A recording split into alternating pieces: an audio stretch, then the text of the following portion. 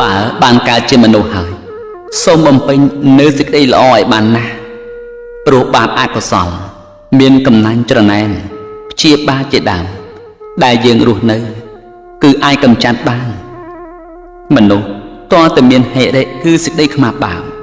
អោតបៈសេចក្តីក្រែងខ្លាចបាបទើបញាក់រលឹកក្នុងការរក្សាសិលដំណើរផ្លូវរបស់យើងមិនគប្បីជាអ្នកវង្វេងផ្លូវនោះទេគឺត្រូវមានបញ្ញាទប់ទល់ជាមួយនឹងបាបអកុសលគ្រប់ពេលការដោះស្រាយបញ្ហាដោយបញ្ញាមិនមែនគ្រាន់តែរកលុយតែម្យ៉ាងនោះទេគឺចិត្តត្រូវមានធម៌ព្រោះលុយមិនអាចជួយឲ្យរួចផុតអំពីបាបអកុសលបានទេ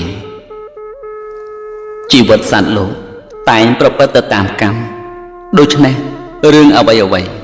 វាជាអធិស្ឋានរបស់សត្វលោកយើងកុំចេះតែចង់បានអ្វី